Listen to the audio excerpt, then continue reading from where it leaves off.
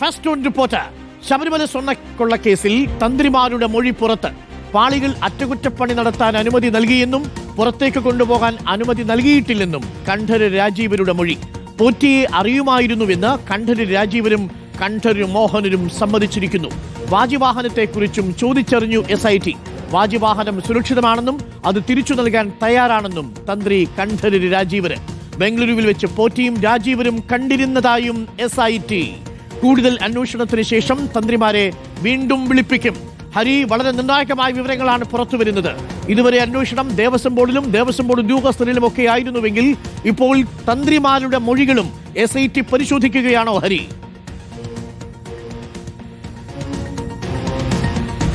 അരുൺ, വളരെ നിർണായകമായിട്ടുള്ള വിവരങ്ങൾ തേടുകയാണ് SIT എന്നുള്ളത് നമുക്ക് ഇപ്പോൾ ഉറപ്പിച്ചു പറയാം. കാരണം ദ്വാരപാലക പാളികൾക്കും കട്ടിളപ്പാളികൾക്കും അപ്പുറത്തേക്ക് ശബരിമലയിലെ സകല ഉരുപ്പടികളുടെയും കാര്യങ്ങളെക്കുറിച്ചുള്ള അന്വേഷണം വിശദമായിട്ട് തന്നെ SITയുടെ ഭാഗത്ത് നടക്കുന്നു. അതിന്റെ ഭാഗമായിട്ടാണ് ഇപ്പോൾ തന്ത്രിമാരെ വിളിച്ച് വരുത്തിക്കൊണ്ടുള്ള വിശദമായ ചോദ്യം ചെയ്യൽ അല്ലെങ്കിൽ മൊഴിയെടുപ്പ് നടന്നത്.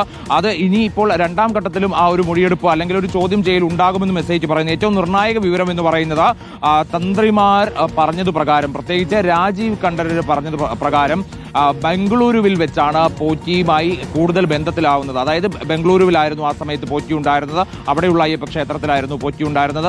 ആ ക്ഷേത്രത്തിന്റെ താന്ത്രിക അവകാശം താഴ്മൺ കുടുംബത്തിനായിരുന്നു. അതുകൊണ്ട് തന്നെയാണ് പോറ്റിയുമായി അടുത്ത ബന്ധം അവിടെ വെച്ചുണ്ടായത്. പിന്നെ ശബരിമലയിലെ സ്പോൺസർ ആയിട്ട് കൂടി വന്ന സമയത്ത് ഉണ്ണികൃഷ്ണൻ പോറ്റിയുമായി വളരെ അടുത്ത ബന്ധമുണ്ടായി. പക്ഷെ അതിനപ്പുറത്തേക്ക് മറ്റെന്തെങ്കിലും തരത്തിലുള്ള ഇടപാടുകൾ പോറ്റിയുമായിട്ട് ഇല്ല എന്നുള്ളതാണ് തന്ത്രി കണ്ഠര് രാജീവര് പറയുന്നത്. പക്ഷേ ഈ മൊഴിക്ക് കൂടുതൽ പരിശോധിക്കേണ്ടിയിരിക്കുന്നു. അതിൽ എത്രത്തോളം വസ്തുതയുണ്ട് എന്നതടക്കമുള്ള കാര്യങ്ങൾ. മാത്രമല്ല, വാജിവാഹനം സംബന്ധിച്ചിട്ടുള്ള നിർണായക വിവരങ്ങൾ കൂടി SIT പരിശോധിക്കുന്നുണ്ട്.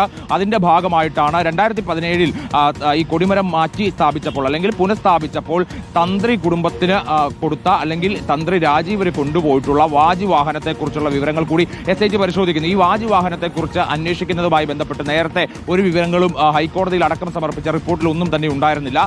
ശ്രീകോവിലിന്റെ വാതിൽ വരെയായിരുന്നു ആ അന്വേഷണ പരിധി എന്നുള്ള രീതിയിലായിരുന്നു ഇതുവരെ കണക്കാക്കിയിരുന്നത്. പക്ഷെ അതല്ല, വാജിവാഹനം അടക്കമുള്ള കാര്യങ്ങൾ കൂടി അന്വേഷണ പരിധിയിൽ വരുന്നു എന്നുള്ളതാണ് ഇവിടെ വ്യക്തമാകുന്നത്. വാജിവാഹനം കൊണ്ടുപോയതുമായി ബന്ധപ്പെട്ടിട്ടുള്ള ചോദ്യങ്ങൾക്ക് തന്ത്രി നൽകിയ മറുപടി ഇങ്ങനെയാണ്: അതിന്റെ പൂർണ്ണ അവകാശം തന്ത്രി കുടുംബത്തിനാണ്. അതുകൊണ്ടാണ് അത് പുനഃസ്ഥാപിക്കുന്ന സമയത്ത്, കൊടിമരം പുനഃസ്ഥാപിക്കുന്ന സമയത്ത് ആ പഴയ വാജിവാഹനം താൻ കൊണ്ടുപോയത്. അത് സുരക്ഷിതമായിട്ട് തന്നെ തന്റെ കൈവശം ഇരിപ്പുണ്ട്. അതിന് മറ്റ് പ്രശ്നങ്ങളൊന്നും തന്നെ ഇല്ല. അത് നടപടിക്രമങ്ങൾ പാലിച്ചുകൊണ്ടാണ് പോയത്. അനുജ്ഞ വാങ്ങിയാണ് കൊണ്ടുപോയത്. ദൈവഹിതം നോക്കിയാണ് കൊണ്ടുപോയത് എന്നതടക്കം തന്ത്രി ഇക്കാര്യത്തിൽ അതിന്റെ നടപടിക്രമങ്ങൾ തെറ്റിയിട്ടില്ല എന്ന് വാദിച്ചുകൊണ്ട് ഒരു വിശദീകരണം SITക്ക് നൽകിയിട്ടുണ്ട്.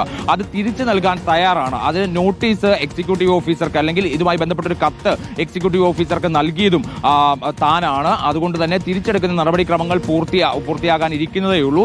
അത് തിരിച്ചു നൽകുന്നതിൽ മറ്റു പ്രശ്നങ്ങളൊന്നും തന്നെ ഇല്ല എന്നതടക്കം വലിയ രീതിയിലുള്ള വിശദീകരണമാണ് SITക്ക് നൽകിയിരിക്കുന്നത്. പക്ഷേ SIT ഈ കാര്യങ്ങളൊക്കെ തന്നെ പരിശോധിക്കുകയാണ്. അതായത് ഏതെങ്കിലും നിലയിൽ ശബരിമലയിൽ നിന്ന് ഇവയൊക്കെ കൊണ്ടുപോകുന്നതിൽ നടപടിക്രമങ്ങൾ തെറ്റിയിട്ടുണ്ടോ, അല്ലെങ്കിൽ തന്ത്രി കുടുംബം ഇത് കൈവശപ്പെടുത്തുന്നത് എല്ലാ നടപടിക്രമങ്ങളും പാലിച്ചാണോ എന്നതടക്കമുള്ള കാര്യങ്ങളാണ് SIT പരിശോധിക്കുന്നത്.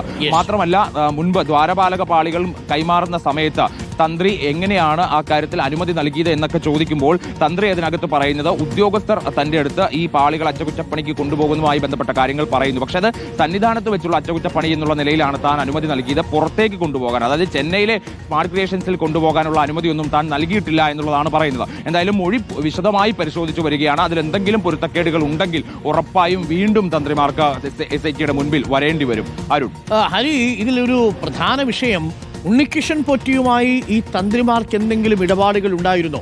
ഉദാഹരണത്തിന്, കേരളത്തിന് പുറത്തുപോയും കേരളത്തിനുള്ളിലുമൊക്കെ ഉണ്ണികൃഷ്ണൻ പോറ്റിയുടെ സ്പോൺസർഷിപ്പിലെ പൂജകൾ ഈ തന്ത്രിമാർ ചെയ്തിരുന്നു എന്നുള്ള വിവരം SITക്ക് ലഭിച്ചിട്ടുണ്ടല്ലോ അല്ലേ? തീർച്ചയായിട്ടും അത്തരം വിവരങ്ങൾ ദൃശ്യസഹിതം SITയുടെ പക്കലുണ്ട്. അതിന്റെ ഭാഗമായിട്ടാണ് ഈ മൊഴിയെടുപ്പ് വന്നിരിക്കുന്നത്. അതായത് ഉണ്ണികൃഷ്ണൻ പോറ്റി വിളിച്ചത് പ്രകാരം കേരളത്തിന് പുറത്തു വരെ പോയി പൂജ ചെയ്യുന്ന ആളുകളായിരുന്നു അല്ലെങ്കിൽ വ്യക്തിയായിരുന്നു രാജീവര് കണ്ഠര് എന്നതടക്കമുള്ള വിവരങ്ങൾ SITയുടെ പക്കലുണ്ട്. ഈ കാര്യങ്ങളെക്കുറിച്ച് ചോദിച്ചപ്പോഴാണ് ആദ്യഘട്ടത്തിലൊക്കെ തന്നെ താൻ അടുത്ത ബന്ധമുണ്ടായിരുന്നില്ല, അതൊരു കീഴ്ശാന്തി, ബംഗളൂരു ക്ഷേത്രത്തിലെ ഒരു കീഴ്ശാന്തി എന്നുള്ള നിലയിൽ മാത്രമായിരുന്നു തനിക്ക് ബന്ധമുണ്ടായിരുന്നത്. പക്ഷേ ശബരിമലയിലേക്ക് വന്ന ഘട്ടത്തിലാണ് ഇതൊരു സ്പോൺസർ, ശബരിമലയിലെ സ്പോൺസറാണ്, ശബരിമലയിലെ നിത്യ സന്ദർശകനാണ്, ശബരിമലയിലെ എല്ലാ കാര്യങ്ങളിലും ഇടപെടുന്ന ഒരു വ്യക്തി എന്നുള്ള നിലയ്ക്ക് തന്നെയാണ് ഉണ്ണികൃഷ്ണൻ പോറ്റിയുമായി അടുത്ത ബന്ധമുണ്ടായിരുന്നത്. അങ്ങനെയാണ് ഈ പൂജ അടക്കമുള്ള കാര്യങ്ങൾ നടത്തുന്ന സമയത്ത് തന്നെ ക്ഷണിക്കുമ്പോൾ താൻ പോയത്. അതല്ലാതെ മറ്റ് ഇടപാടുകളൊന്നും തങ്ങൾ തമ്മിലില്ല എന്നുള്ളതാണ് ഈ തന്ത്രിയുടെ വിശദീകരണം എന്ന് പറയുന്നത്. പക്ഷെ അപ്പോൾ പോലും SITയുടെ ഒരു സംശയം എന്ന് പറയുന്നത് ഉണ്ണികൃഷ്ണൻ പോറ്റിയുമായി അടുത്ത ബന്ധമില്ലെങ്കിൽ കേരളത്തിന് പുറത്തു പോലും പോയിട്ട് ഇത്തരത്തിൽ പൂജ നടത്തുക. അതിൽ ഏറ്റവും പ്രധാനപ്പെട്ടത് നേരത്തെ ഈ തുണ്ടി മുതൽ കണ്ടെടുത്ത ഗോവർദ്ധന്റെ റോദം ജ്വല്ലറിയിൽ അടക്കം പോയിട്ട് പൂജ നടത്തിയിട്ടുണ്ടോ എന്നുള്ള വിവരം SITക്ക് ലഭിച്ചിട്ടുണ്ട്. അതുകൊണ്ട് തന്നെ മഹേഷ് മോഹന്റെ കണ്ടറിലാണ് ഈ റോദം ജ്വല്ലറിയിൽ പോയി പൂജ നടത്തിയിരിക്കുന്നത്. അയാൾ തുറന്ന് സമ്മതിച്ചിട്ടുണ്ട് ഇത് ഉണ്ണികൃഷ്ണൻ പോറ്റി വിശ്വസിച്ച് ഉണ്ണികൃഷ്ണൻ പോറ്റിക്കൊപ്പം മറ്റ് സ്ഥലങ്ങളിലും പോയി പൂജ നടത്തിയിട്ടുണ്ട്. ആ യാത്രയുടെ മുഴുവൻ ചെലവും ഉണ്ണികൃഷ്ണൻ പോറ്റി ആയിരിക്കില്ലേ വഹിച്ചിട്ടുണ്ടാവുക? അതൊരു പ്രധാനപ്പെട്ട കാര്യമാണ്. കാരണം ഇതിൽ ഇതുവരെ ദേവസ്വം ഉദ്യോഗസ്ഥർക്ക് ഉണ്ണികൃഷ്ണൻ പോറ്റിയുമായിട്ടുള്ള സാമ്പത്തിക ഇടപാടുകളുടെ രേഖകൾ പുറത്തു വന്നിട്ടില്ല. എന്നാൽ പുറത്തുപോയി പൂജ നടത്താൻ ഉണ്ണികൃഷ്ണൻ പോറ്റിയുടെ സ്പോൺസർഷിപ്പിൽ പൂജ നടത്താൻ വേണ്ടി ഈ തന്ത്രിമാർ പോകുമ്പോൾ ഉണ്ണികൃഷ്ണൻ പോറ്റിയുമായി സാമ്പത്തിക ഇടപാടുകൾ ഉണ്ടോ എന്നതും ഈ തന്ത്രിമാരുടെ കാര്യത്തിൽ SIT പരിശോധിക്കില്ലേ? തീർച്ചയായിട്ടും അരുൺ, ആ കാര്യത്തിൽ അന്വേഷണം മുന്നോട്ട് പോയിക്കൊണ്ടിരിക്കുകയാണ്. നമുക്ക് ആ സാമ്പത്തിക ഇടപാടുകൾ സംബന്ധിച്ചിട്ടുള്ള രേഖകൾ കിട്ടിയിട്ടില്ല എന്ന് നമുക്ക് ഉറപ്പിച്ച് പറയാൻ ഈ ഘട്ടത്തിൽ കഴിയില്ല. കാരണം കൃത്യമായ വിവരങ്ങളുടെയൊക്കെ അടിസ്ഥാനത്തിലാണ് ഈ മൊഴിയെടുപ്പ് എന്നുള്ളതാണ് മനസ്സിലാക്കുന്നത്. അതായത് ഏതെങ്കിലും നിലയ്ക്ക് ഉണ്ണികൃഷ്ണൻ പോറ്റിയുടെ ആതിഥ്യം സ്വീകരിച്ചിട്ടില്ല എന്നും തന്ത്രിമാർക്ക് പറയാൻ കഴിയില്ല. കാരണം ഈ തന്ത്രി രാജീവരാണെങ്കിലും മഹേഷ് ആണെങ്കിലും ഒക്കെ തന്നെ ഉണ്ണികൃഷ്ണൻ പോറ്റി വിളിച്ചിടത്തൊക്കെ തന്നെ പോയിട്ടുണ്ട്, പൂജ നടത്തിയിട്ടുണ്ട്, ഉണ്ണികൃഷ്ണൻ പോറ്റിയുടെ ആതിഥ്യം സ്വീകരിച്ചിട്ടുണ്ട് എന്നുള്ളതിന്റെ തെളിവുകൾ SITക്ക് ലഭിച്ചിട്ടുണ്ട്.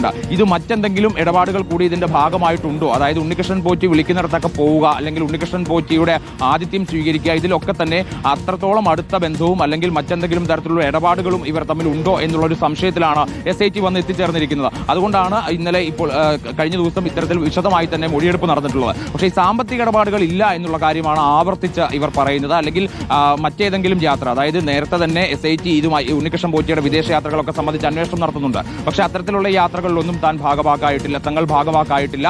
ആകെ ഉണ്ടായിരുന്നത് ഈ പൂജയുമായി ബന്ധപ്പെട്ട കാര്യങ്ങൾക്കുള്ള ക്ഷണം സ്വീകരിക്കുക മാത്രമാണ് എന്നുള്ളതാണ് ഇവർ മൊഴി നൽകിയിരിക്കുന്നത്. അതായത് പൂജ നടക്കുന്നു, ആ പൂജയിൽ ഉണ്ണികൃഷ്ണൻ പോറ്റിയും ഈ തന്ത്രിമാരും മാറി മാറി പങ്കെടുക്കുന്നു. അത് പക്ഷെ നമ്മൾ ഇപ്പോൾ ലഭിക്കുന്ന ഒരു വിവരപ്രകാരം നമ്മൾ ഇതുവരെ കണ്ടിട്ടുള്ള പുറത്തു വന്ന ദൃശ്യങ്ങൾക്ക് അപ്പുറത്തേക്ക് ഉണ്ണികൃഷ്ണൻ പോറ്റിയുടെ ക്ഷണം സ്വീകരിച്ചുകൊണ്ട് പല സ്ഥലങ്ങളിലും പോയിട്ടുണ്ട് എന്നുള്ളതാണ്. ഇതൊക്കെ കൂടുതൽ വിവരങ്ങൾ ശേഖരിക്കുക. ശബരിമല സ്വർണ്ണക്കൊള്ളയിൽ നിർണായകമായ വഴിത്തിരിവ് എന്ന് തന്നെ പറയേണ്ടി വരും. തന്ത്രിമാരുടെ മൊഴി രേഖപ്പെടുത്തിയിരിക്കുന്നു SIT. പല സംശയങ്ങളുണ്ട് SITക്ക്. അതിൽ ഏറ്റവും പ്രധാനപ്പെട്ട ചോദ്യം പൊതുസമൂഹത്തിന് മുന്നിലുമുള്ളത് ഉണ്ണികൃഷ്ണൻ പോറ്റി എന്ന് പറയുന്ന ഒരു കള്ളനെ അല്ലെങ്കിൽ ഈ സ്വർണ്ണക്കൊള്ളക്കാരനെ വിശ്വസിച്ച് പലയിടങ്ങളിലും പൂജ നടത്താൻ ശബരിമലയിലെ തന്ത്രിമാർ എന്തിന് തയ്യാറായി? ഈ ഉണ്ണികൃഷ്ണൻ പോറ്റി വിശ്വസിച്ച് ഈ തൊണ്ടി മുതൽ കണ്ടെടുത്ത ബെല്ലാരിയിലെ റോദം ജ്വല്ലറിയിൽ മഹേഷ് മോഹന്റെ കണ്ടർ എങ്ങനെ പൂജ നടത്താനെത്തി? പലയിടങ്ങളിലും ഉണ്ണികൃഷ്ണൻ പോറ്റി പൂജ നടത്താൻ കൊണ്ടുപോയിട്ടുണ്ട് എന്ന മൊഴിയും പുറത്തു വന്നിട്ടുണ്ട്. അങ്ങനെയാണെങ്കിൽ ഇവിടെ ഉണ്ണികൃഷ്ണൻ പോറ്റിയുടെ ആതിഥേയത്വം ഈ തന്ത്രിമാർ സ്വീകരിച്ചിരുന്നോ? വളരെ പ്രധാനപ്പെട്ട ചോദ്യങ്ങളാണ്. ഈ ചോദ്യങ്ങൾക്കെല്ലാമുള്ള മറുപടി ഇനി വരും ദിവസങ്ങളിൽ മൊഴികളിൽ ഉണ്ടാകുമെന്നാണ് നമ്മൾ മനസ്സിലാക്കുന്നത്. ഈ കേസിൽ ഒരുപാട് പേർ ഇടപെട്ടിട്ടുണ്ട് എന്നതിന്റെ സൂചനയാണ് വരുന്നത്. അപ്പോൾ ദേവസ്വം ബോർഡിൽ നിന്നും തന്ത്രിമാരിലേക്ക് കൂടി ഈ മൊഴികൾ എടുക്കുന്നത് SIT നീട്ടിയിരിക്കുന്നു.